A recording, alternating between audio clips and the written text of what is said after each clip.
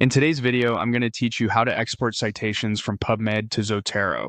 If you've already gathered articles from Pubmed into your Zotero library, exporting them as a clean file lets you share, back up, or move those references into other tools without losing important metadata. First, open the Zotero desktop app. Make sure you're in the library that contains the Pubmed citations you want to export, and give Zotero a moment to sync so everything is up to date. This helps ensure the export reflects your latest changes, including tags, notes, and any attached files. Next, go to the menu bar at the top of the Zotero window and click File. This is where Zotero keeps commands related to saving, importing, and exporting. From that menu, choose Export Library. This option prepares an export of your entire Zotero library in a single file. If your Pubmed items are the only things you've been working with, that's perfect. If you typically keep multiple projects in one library, it's helpful for future exports to organize Pubmed items in their own collections so you can export just that set, but for now we'll proceed with the full library export. Zotero will now prompt you to choose an export format. For the broadest compatibility, RIS is a reliable default that most reference managers and databases recognize.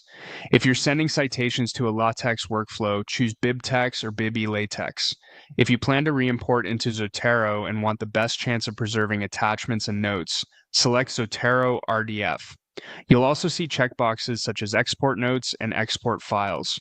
Turn on Export Notes if your Pubmed annotations or summaries are important to include.